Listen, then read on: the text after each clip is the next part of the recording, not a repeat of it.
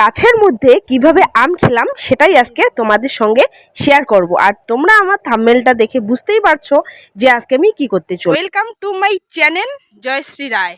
আর এই দেখো কি নিয়ে আমরা চলে এসেছি। এখানে তুল আছে আর এখানে দেখো লবণ আছে, লঙ্কা আছে, মিট মশলা, জল, আর এই যে ঘেমে গেছে কীভাবে গেঞ্জি দিয়ে মুছে।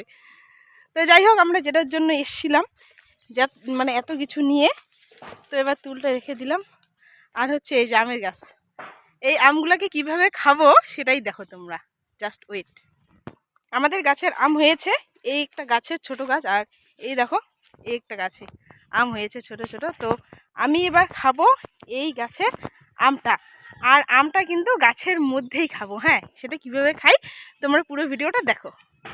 আর আমার সঙ্গে রয়েছে তাতান, চুলটা ঠিক করছে, ভিডিওতে আসবে জন্য। তুই আমটা খাইতে পারবি? তুই তো পাবি না রে, আমটা কত দূরে আর তুই কত।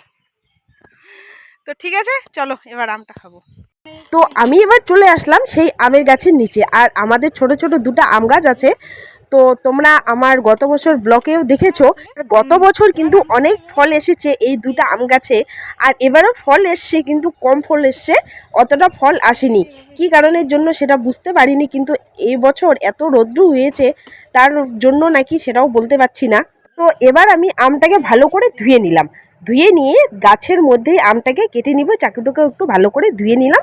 আর বাটিতে নিয়ে এসছি একটু মিট মশলা, একটু শুকনো লঙ্কা গুঁড়ো, আর একটু নিয়ে আসছি বিট লবণ। ঠিক আছে, তো আমটাকে ভালো করে কেটে নিলাম। কেটে নিয়ে আর একটু ধুয়ে নিলাম, কারণ গাছের মধ্যে গাছ থাকাকালীন যে আমটাকে আমি কাটছি তার জন্য আঠা থাকে, তাই জন্য আর একটু ভালো করে ধুয়ে নিলাম। এবার ছোট ছোট করে কেটে নিব। ঠিক আছে, আর এটা হচ্ছে ভাইরাল চলছে খুব এই আমের সিজনে। আমের সবাই গাছের থেকে আম খাচ্ছে একদম গুঁড়া লঙ্কা টঙ্কা দিয়ে অনেক কিছু, তাই দেখে আমিও চলে এসেছি একইভাবে আম খেতে। আর এইদিকে কিন্তু প্রচণ্ড গরম, গরমের একবারে অবস্থা শেষ, ঘেমে টেমে।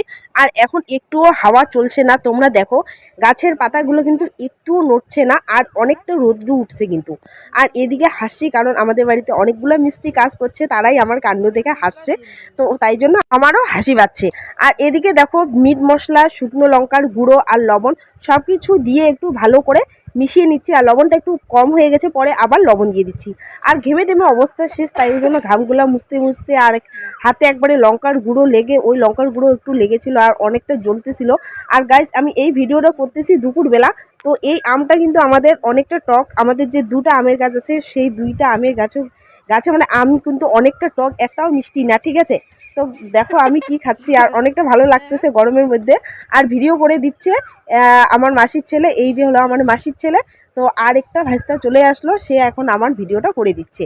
তো দুটো পুষ্পুকে নিয়ে এখানে চলে এসেছি। আর এখানে না অনেকটা কেটেছি, কিন্তু তারপরেও কাটা হয়নি, তো তাই জন্য আর একটু করে কেটে দিচ্ছি, যেন আমি ওখান থেকে নিয়েই আর খেতে পারি। আর একটা আমের টুকরো বেশি করে কাটা হয়ে গেছে, কিন্তু কাটা হওয়ার সঙ্গে সঙ্গে মানে কাটার সঙ্গে সঙ্গে এটা পড়ে গেছে। অনেক কষ্ট করে খুঁজে এনে আবার জোড়া লাগিয়ে দিয়েছি, তারপর ভিডিওটা স্টার্ট করেছি। সত্যি আমটা কিন্তু অনেকটা টক ছিল, যার কারণে আমার দাঁতটা একবারে শেষ। আর আম খেলে আমার দাঁত টক হবেই, মানে দাঁত টক হয়ে আমি কোনো কিছু চিবাইতে পারিনি।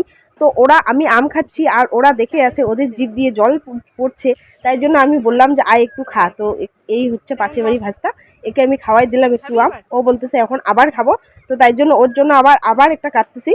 আর আমি মনে করি যে সিজনে যেটা ফল হবে সেই সিজনে সেটাই খাওয়াই উচিত। আমার যদিও একটু কাশি আছে, তারপরও খাবো, কারণ এই সিজনটা পার হয়ে গেলে আর কিন্তু পাবো না, কাঁচা আম পাবো না। হ্যাঁ, বাজারে কিনতে পাবো পাকা আম, কিন্তু কাঁচা আম কখনোই পাবো না। আজকে হলো এই আম খাওয়ার ভিডিও আমার। তো কে কে আমার মতো পাগলামি করো সেটা অবশ্যই কমেন্টে জানিও। তো গাইস, আজকের ভিডিওটা এই পর্যন্তই, দেখা হচ্ছে আবার পরের ব্লগে। ততক্ষণে তোমরা সবাই ভালো থেকো, সুস্থ থেকো, আর ভিডিওটা বেশি করে শেয়ার করে দিও। আমার ফেসবুক চ্যানেল থেকে যারা দেখছো তারা ফেসবুক চ্যানেলটা ফলো করে দিও, আর যারা ইউটিউব থেকে দেখছো তারা ইউটিউব চ্যানেলটা আমার সাবস্ক্রাইব করে দিও। গাইস, এটুকু সাপোর্ট করো, না হলে আমি এগোতে পারবো না। তোমাদের ভালোবাসায়, তোমাদের আশীর্বাদে সব কিছু, না হলে কোনো কিছুই নেই।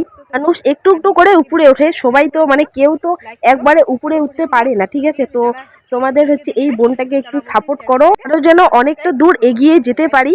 তো ধন্যবাদ।